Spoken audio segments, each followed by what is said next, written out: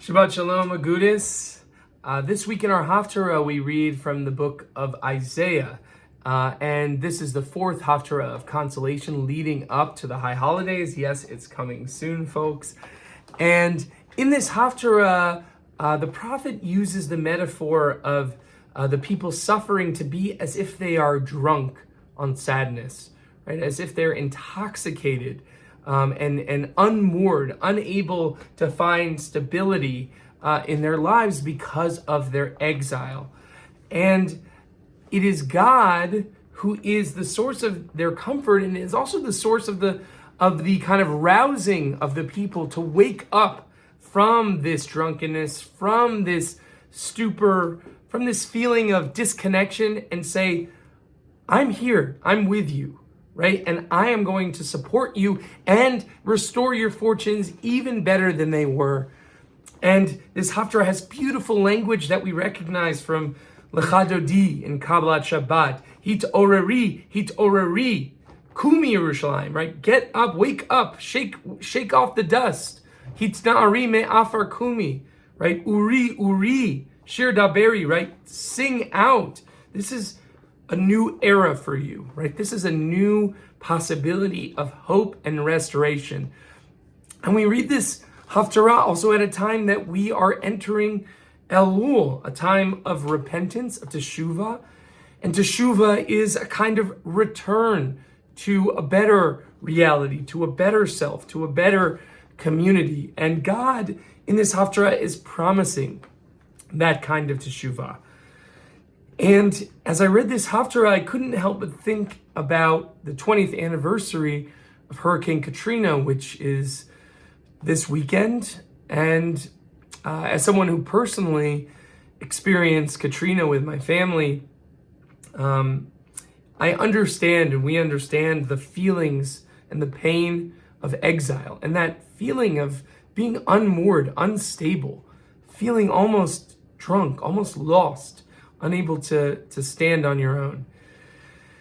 And thank God, after 8 years away from New Orleans, my family returned to New Orleans and was able to see its fortunes restored, able to see it grow back into the great, celebratory, beautiful, friendly, warm, amazing city that it is. And 20 years later, New Orleans is still the heart of celebration, is still this resilient place with beautiful people and beautiful culture. And, there's ways that New Orleans never became exactly how it was before, but that's the way of change and that's the way of restoration. And there's still a lot of work to do. But as we look to this anniversary and as we look to our Haftarah, I think we gain a lot of hope in a difficult time where there's a lot of suffering in our communities, in our country, in our world. We think of Kerr County and the ways that they're continuing to reel from the suffering they've endured and to restore, to rebuild and restore their fortunes and mourn. We think of California and the wildfires that not too recently were devastating Los Angeles. We think of the land of Israel. 2 years later, we're still suffering. There's so much suffering in the land of Israel right now. And it can feel very helpless.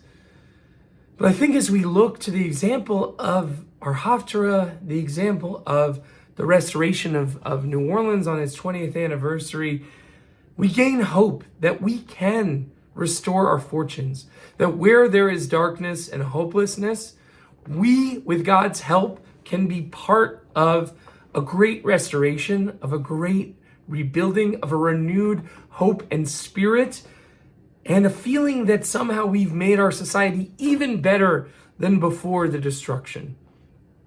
And so it's my hope that as we look at the pain and the suffering of so many peoples in this world, that we also look to the example of these cities, of New Orleans, of Jerusalem of old, right? And that we understand that God is the one to comfort us, but God is also the inspiration for our creation of our personal return, our personal teshuvah, as well as our societal return to better circumstances, to a more hopeful future, to a more just reality for all people, and that we can do it. We can make our world and make ourselves better.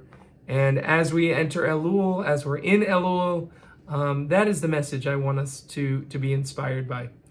So I wish you all a Shabbat Shalom, a lot of great comfort, a lot of awakenings for us in this new month, and a hope for restoration.